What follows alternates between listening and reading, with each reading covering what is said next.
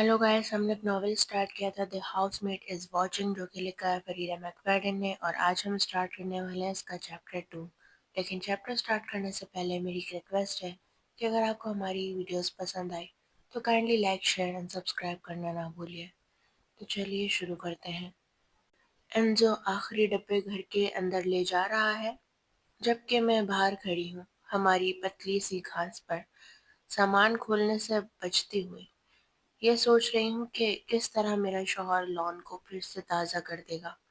Enzo lawn के मामले में कमाल है। इसी तरह हमारी पहली मुलाकात हुई थी। ये लॉन तो बिल्कुल बर्बाद सा लग रहा है, हर जगह भूरी मिट्टी और टूटे हुए टुकड़े। लेकिन मुझे यकीन है कि एक साल बाद ये पूरी गली का सबसे खूबसूरत लॉन होगा। मैं अपनी सोच में खोई होती हूँ जब बिल्कुल हमारे बगल वाले घर का दरवाज़ा खुलता है। 12 लूकस स्ट्रीट। एक औरत निकलती है जिसके बाल बटरस्कॉच कलर के बॉब स्टाइल में कटे हुए हैं।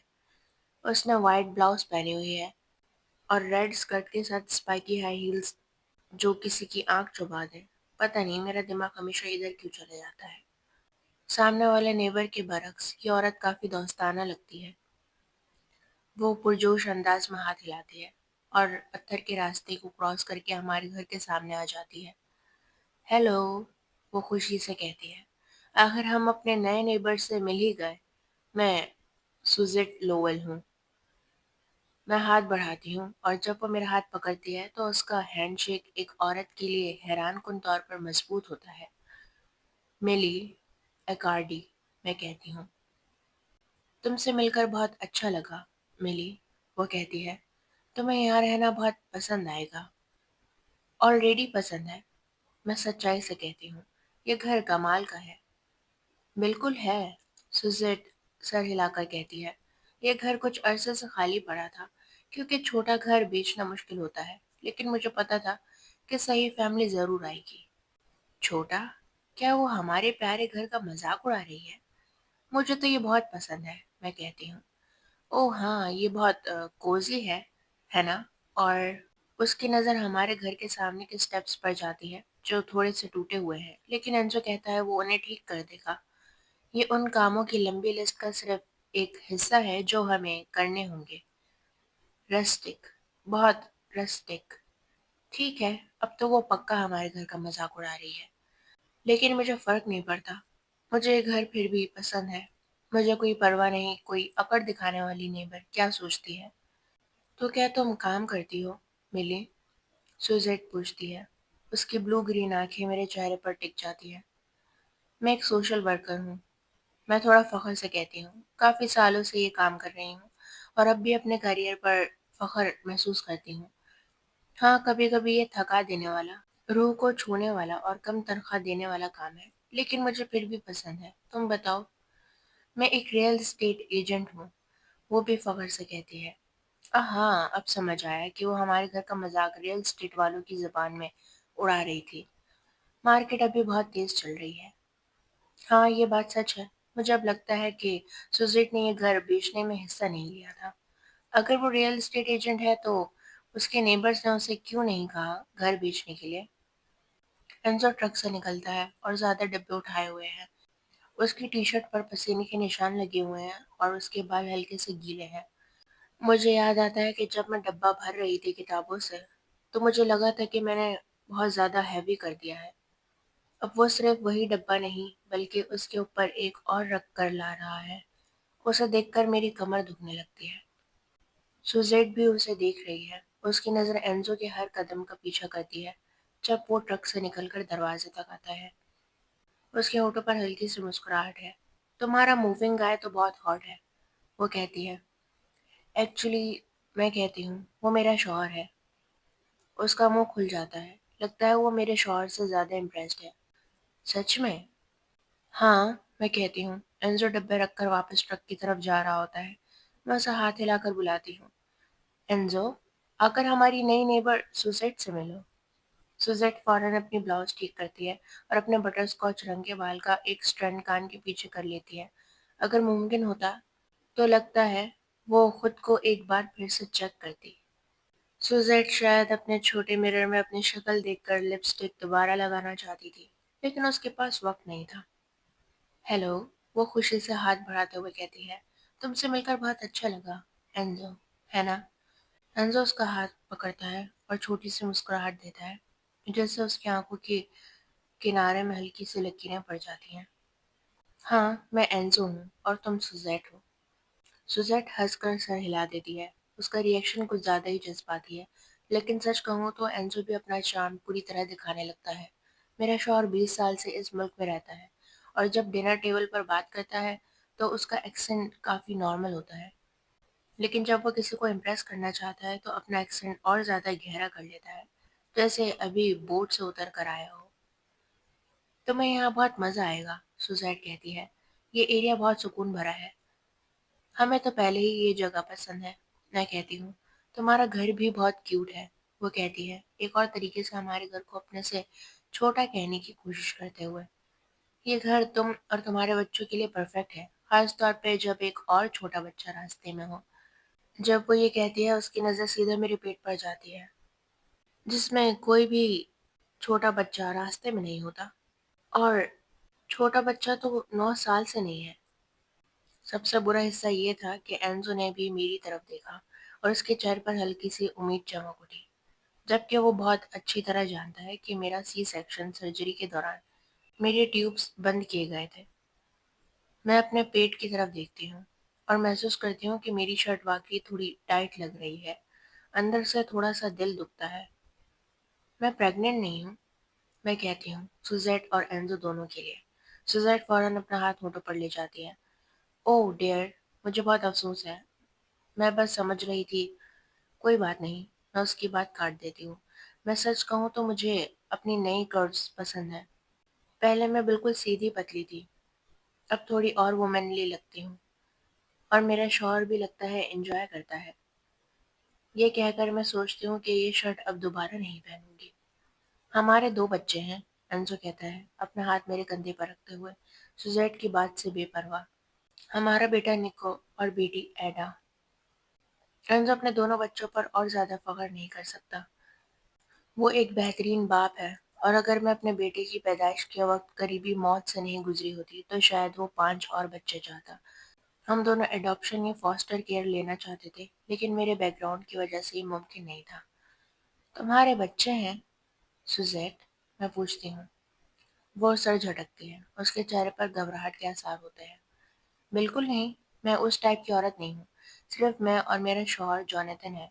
हम खुशी से बिना बच्चों की जिंदगी गुजार रहे हैं।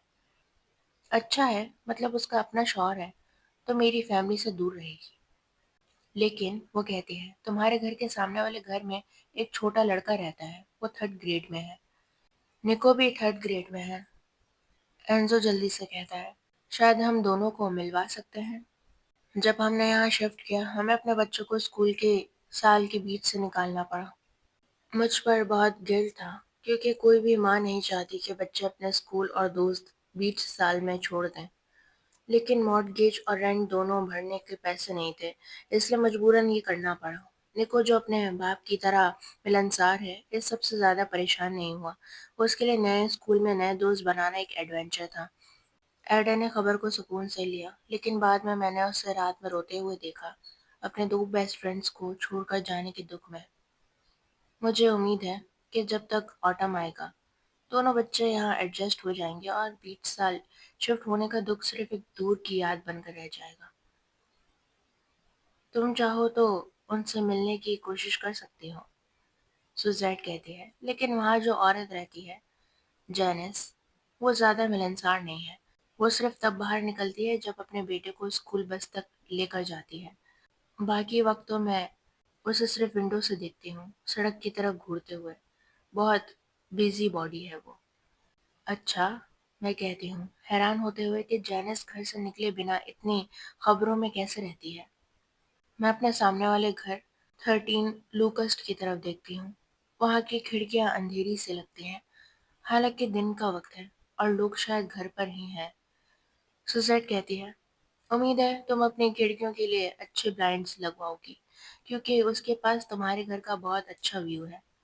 मैं और एंजो दोनों एक साथ अपने नए घर की तरफ देखते हैं, और हमें एकदम एहसास होता है कि पूरे घर की किसी भी खिड़की में न ब्लाइंड्स हैं और न ही कर्टन्स। ہمیں یہ پہلے کیسے فیل نہیں ہوا؟ کسی نے بتایا ہی نہیں کہ بلائنڈز الگ سے لینے پڑتے ہیں۔ ہمارے پہلے جتنے بھی گھر تھے سب میں بلائنڈز پہلے سے لگے ہوئے ملتے تھے۔ میں بلائنڈز خرید لوں گا، اینزو ہلکی آواز میں میرے کان کے پاس کہتا ہے۔ شکریہ، میں کہتی ہوں۔ سوزیٹ ہلکی مسکراہٹ کے ساتھ کہتی ہے، تمہارے ریئل اسٹیٹ ایجنٹ نے تمہیں بلائنڈز لینے کو نہیں کہا؟ میں ہلکی سی آواز میں بولتی ہوں، لگتا ہے نہیں۔ مجھے سمجھ آتا ہے کہ اگر سوزیٹ ہماری ایجنٹ ہوتی تو شاید یہ چیز یاد دلاتی، لیکن اب تو دیر ہو چکی ہے۔ فی الحال ہمارا گھر بلائنڈ لیس ہے۔ میں ایک بہت اچھی کمپنی ریکمینڈ کر سکتی ہوں جو بلائنڈز انسٹال کرتی ہیں، سوزیٹ کہتی ہے۔ انہوں نے ہمارے گھر کا پچھلے سال کیا تھا۔ گراؤنڈ اور فرسٹ فلور پر انہوں نے بیوٹیفل ہنی کوم بلائنڈز لگائے اور ایٹک میں کیوٹ شٹرز۔ میں سوچ بھی نہیں سکتی کہ یہ سب کتنے مہنگے ہوں گے۔ یہ تو ہمارے بجٹ سے کافی زیادہ لگتا ہے۔ نہیں شکریہ، اینزو کہتا ہے، میں خود کر لوں گا۔ وہ اسے آنکھ مار کر کہتی ہے، ہاں مجھے یقین ہے تم کر لو گے۔ سچ کہوں تو مجھے اب اس عورت کا میرے شوہر سے فلرٹ کرنا تھوڑا برا لگنے لگا ہے، وہ بھی میرے سامنے۔ ایسا نہیں کہ دوسری عورتیں ایسا کرتی نہیں، لیکن ہم تو ابھی نئے پڑوسی بنے ہیں، کیا وہ تھوڑا سٹل نہیں ہو سکتی؟ میرا ایک حصہ چاہتا تھا کچھ کہہ دوں، لیکن میں نہیں چاہتی تھی کہ شفٹ ہوتے ہی کسی سے دشمنی ہو جائے۔ ویسے، سوزیٹ کہتی ہے، میں تم دونوں کو ڈنر پر بلانا چاہتی ہوں، تم دونوں اور بچے بھی آ سکتے ہیں۔ اس کے لہجے سے لگتا ہے کہ اسے بچوں کے آنے کا آئیڈیا زیادہ پسند نہیں، خاص کر نیکو کا، جو 5 منٹ میں کچھ نہ کچھ توڑ دیتا ہے۔ اینسو میری طرف دیکھتا ہے، بھوے اٹھائے ہوئے۔ اس کے پاس سوشل ایونٹس کے لیے ہمیشہ انرجی ہوتی ہے، لیکن میں تھوڑی انٹروورٹ ہوں۔ میں اپریشیٹ کرتی ہوں کہ وہ انویٹیشن ایکسیپٹ کرنے سے پہلے مجھے دیکھتا ہے۔ سچ کہوں تو مجھے اس عورت کے ساتھ ایک شام گزارنا بالکل اچھا نہیں لگ رہا۔ اس کا ایٹیٹیوڈ تھوڑا ایکسٹرا لگتا ہے۔ لیکن اگر ہم یہاں رہنے والے ہیں تو کیا ہم پر یہ فرض نہیں بنتا کہ پڑوسیوں سے اچھے ریلیشنز بنائیں؟ آخر نارمل سب اربن فیملیز ایسا ہی تو کرتی ہیں نا۔